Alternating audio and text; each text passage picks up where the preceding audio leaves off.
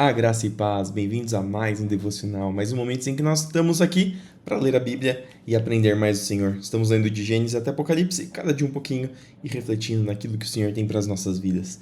Vamos começar com uma oração? Senhor, obrigado por mais essa oportunidade. Guia-nos com Teu Espírito para que nós possamos compreender a Tua Palavra, para que nós possamos aprender mais de Ti.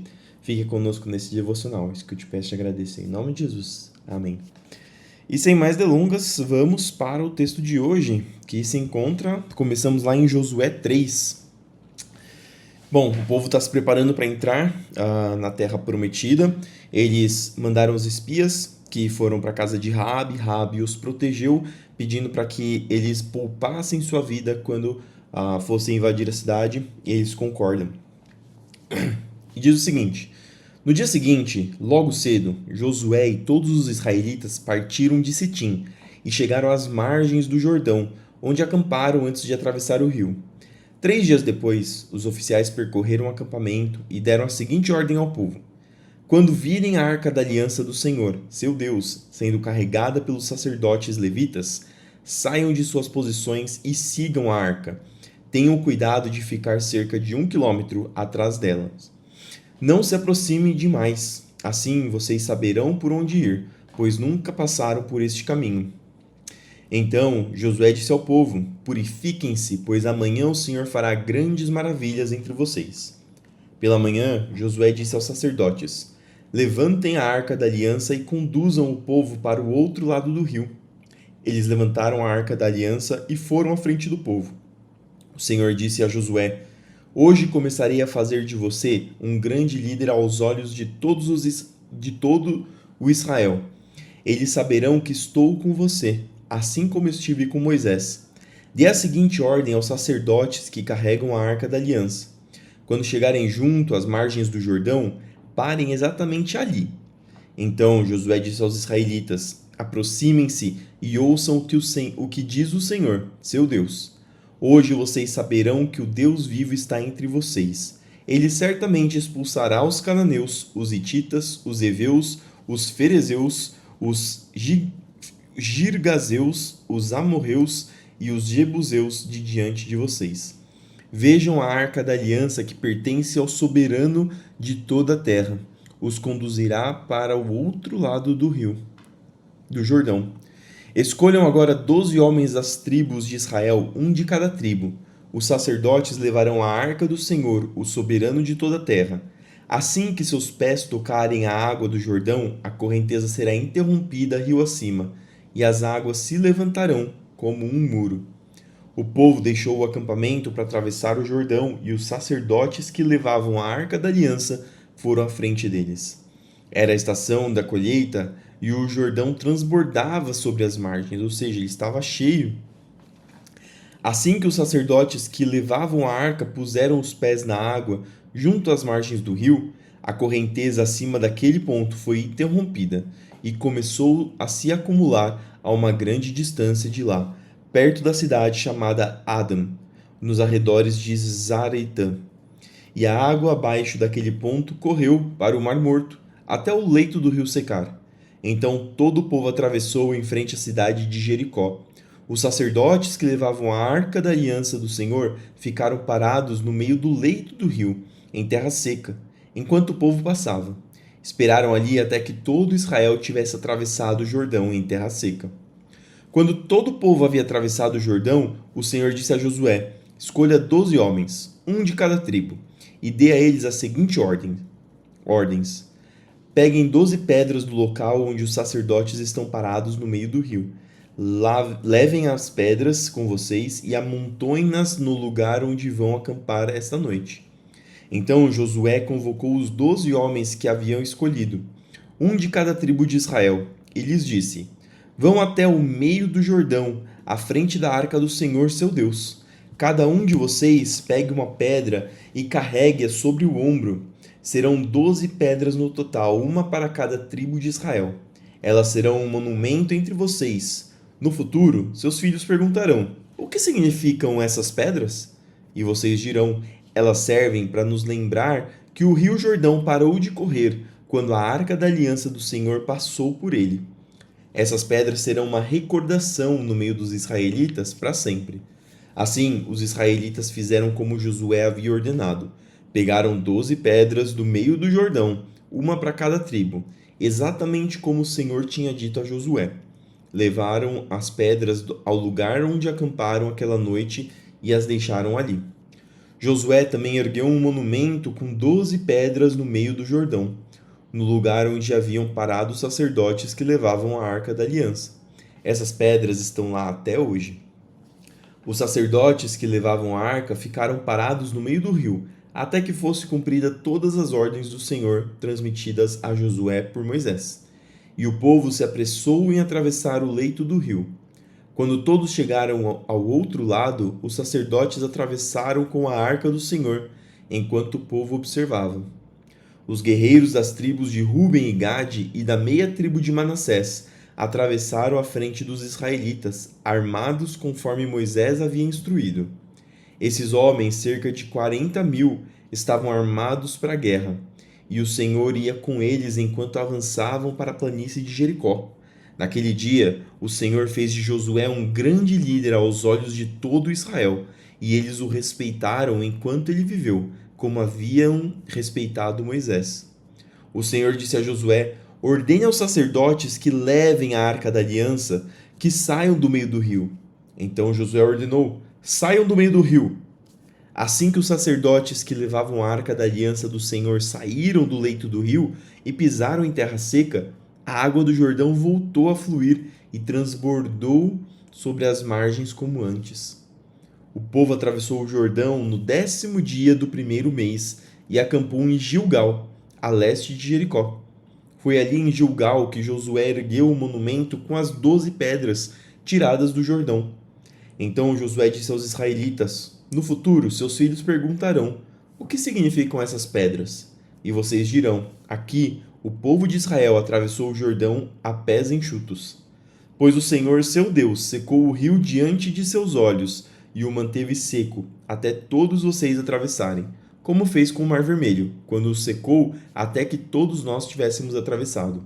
Fez isso para que todas as nações da terra saibam que a mão do Senhor é poderosa e para que vocês temam o Senhor, seu Deus, para sempre. Lucas 14, do 7 ao 35. Quando Jesus observou que os convidados para o jantar procuravam ocupar os lugares de honra à mesa, deu-lhes esse conselho: quando você for convidado para um banquete de casamento, não ocupe o lugar de honra.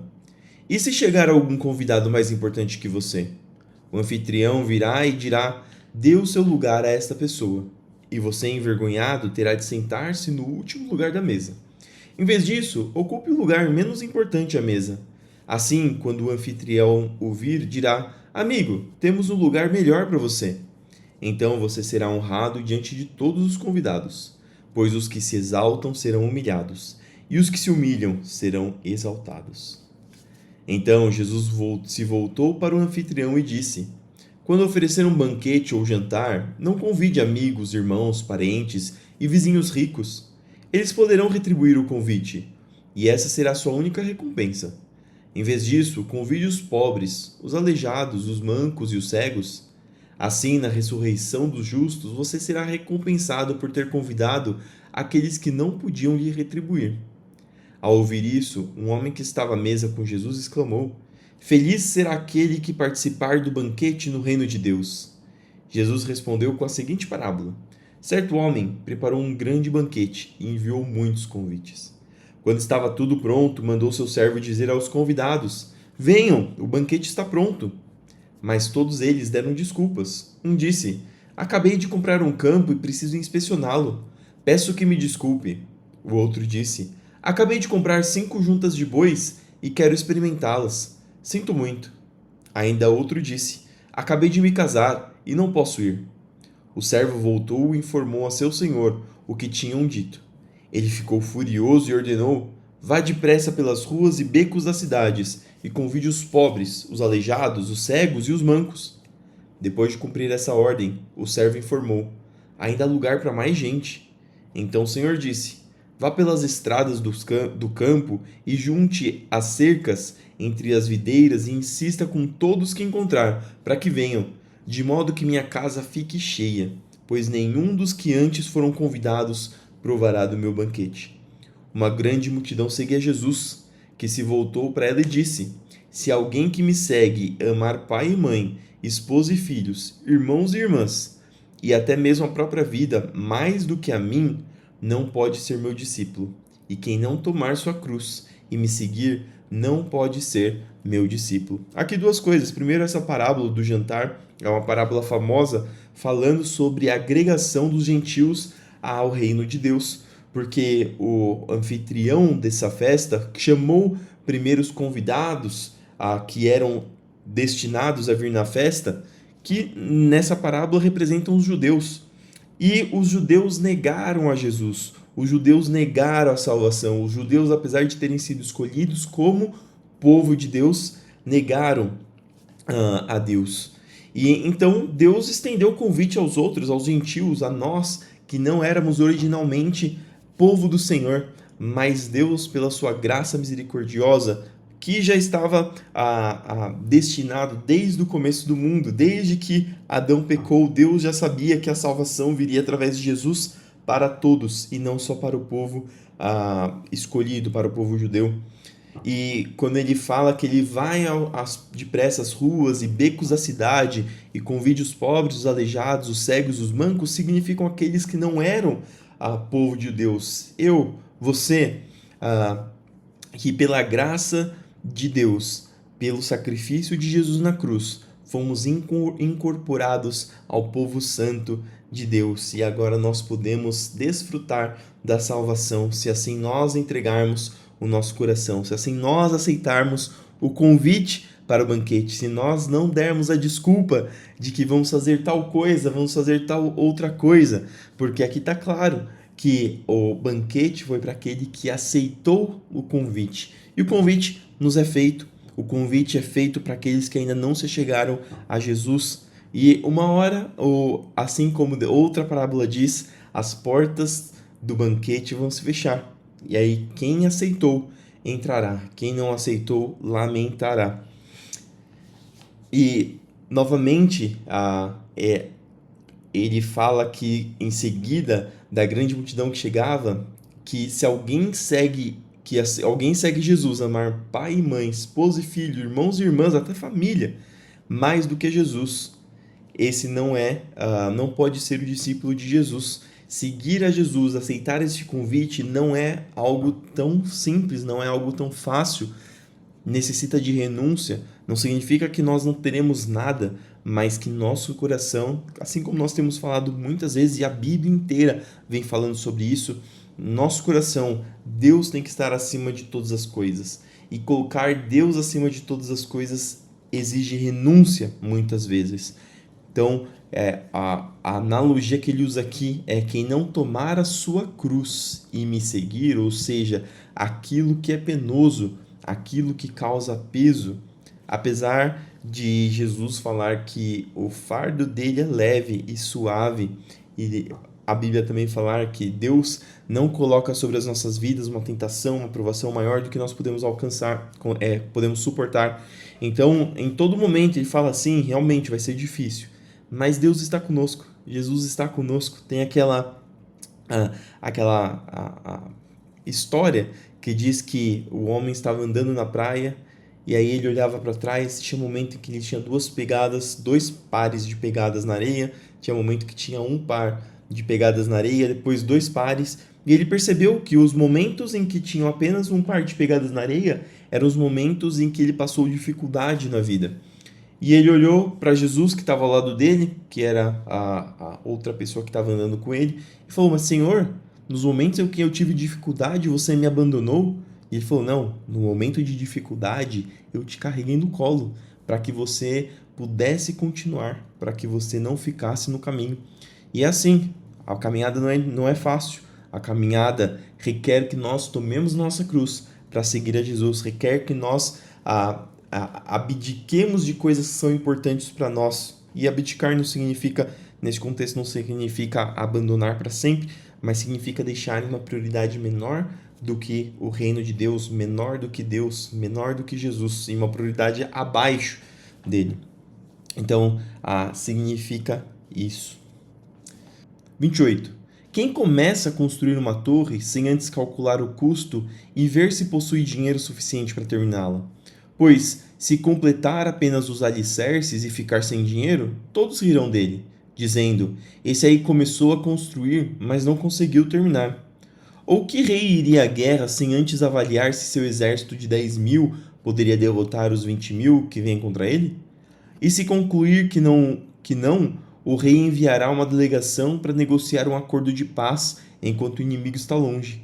Da mesma forma, ninguém pode se tornar meu discípulo sem abrir mão de tudo o que possui. E aqui ele dizendo daqueles que começam a seguir, entre aspas, Jesus por simplesmente por empolgação, sem na realidade conhecer o que significa seguir a Jesus, sem ver o custo que nós teremos na nossa vida por seguir a Jesus. Seguir a Jesus significa ir na contramão do mundo, significa muitas vezes não ser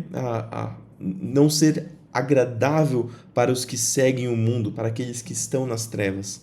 Então, nós temos que pensar, não pensar bem, mas nós temos que saber para que a nossa fé seja verdadeira, para que a nossa fé seja consciente de que nós não estamos simplesmente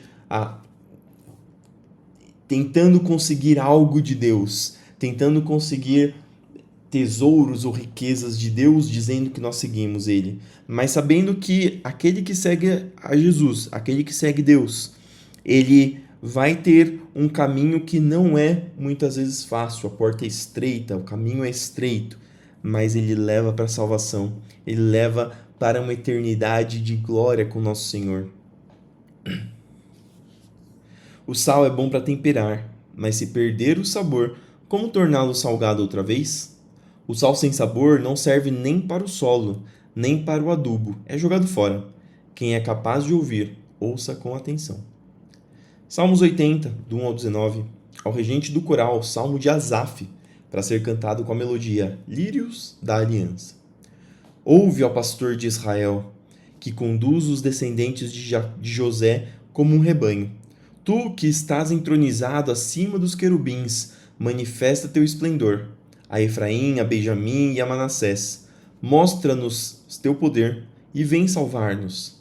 Restaura-nos, ó Deus, que a luz do teu rosto brilhe sobre nós, só então seremos salvos. Ó Senhor, Deus dos exércitos, até quando ficarás irado com as orações do teu povo? Tu nos deste tristeza como alimento e nos fizeste beber copos cheios de lágrimas. Tu nos tornaste motivo de desprezo das nações vizinhas. Agora nossos inimigos zombam de nós. Restaura-nos, ó Senhor, ó Deus dos exércitos, que a luz do teu rosto brilhe sobre nós, só então seremos salvos.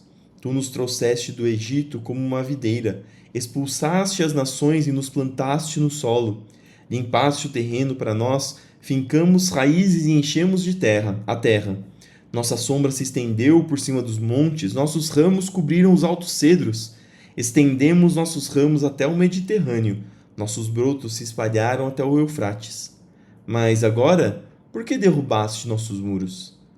Todos que passam roubam nossos frutos. Os javalis da floresta devoram a videira, animais selvagens se alimentam dela. Ó Deus dos exércitos, suplicamos que voltes. Olha dos céus e vê nossa aflição. Cuida dessa videira que tu mesmo plantaste, o filho que criaste para ti. Somos cortados e queimados por nossos inimigos, que eles pereçam ao ver a repreensão em tua face. Fortalece aquele a quem amas, o filho que criaste para ti. Então jamais te abandonaremos. Reanima-nos para que invoquemos o teu nome.